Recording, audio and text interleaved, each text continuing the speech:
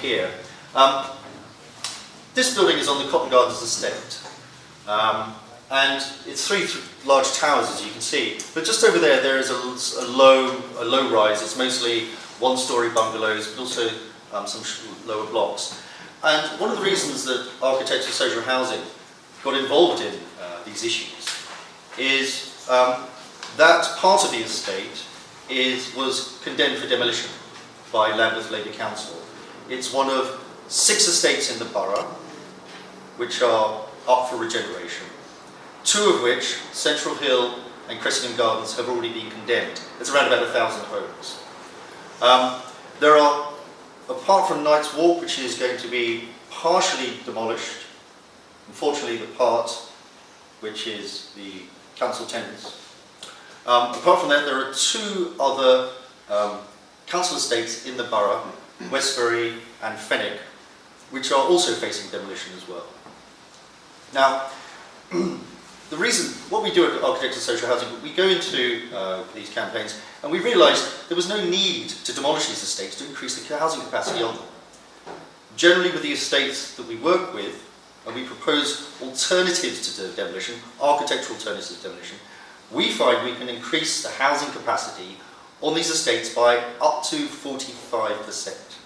And we believed that negated the reason put forward by the council for demolishing these estates. That is, we have to increase the housing capacity to solve this kind of housing crisis, this housing shortage. Unfortunately, that hasn't come true. Our alternatives that we put forward, not only in this borough but across London, are consistently rejected by the council.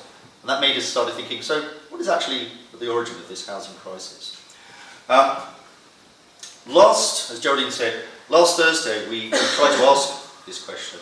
We've been advising followers of Ash and supporters of Ash to go to their local hustings and ask these questions of the candidates.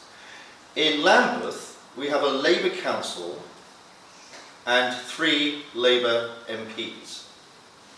To give her a credit, Kate has been the only MP who in any way has tried to stand up to the Lambeth Council's estate demolition programme. She hasn't succeeded, but she at least has tried it done. The other 2, Helen Hayes and Chakra Muna, have done absolutely nothing at all. I think what we should be looking for in our MPs, our representatives in Parliament, are people who will be critical and stand up to councils such as Lambeth, who are increasingly unaccountable to their constituents. Now, this isn't only about housing. If you live in Lambeth, you know that they're also evicting Brixton Arches. You know that they're also closing down 10 libraries and turning them into gyms. You also know that they're building themselves an 80 million quid town hall. I wouldn't say Lambeth is the worst Labour council that we know of, but it's definitely losing its people. We think these issues, the issue of housing, should be raised at these hustings. Until very recently, I think it was generally accepted that the issue of housing, and particularly from our point of view, estate demolition, which we'll talk about tonight, was the key political issue in London.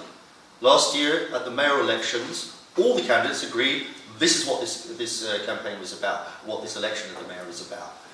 Suddenly, though, with this snapshot election, it seems to us that it's been swept under the table. It's not being asked.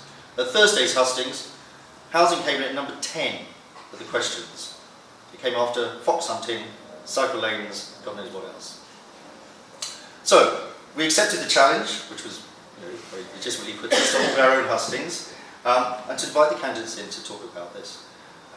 So we're very glad that you come here and that they've come here as well.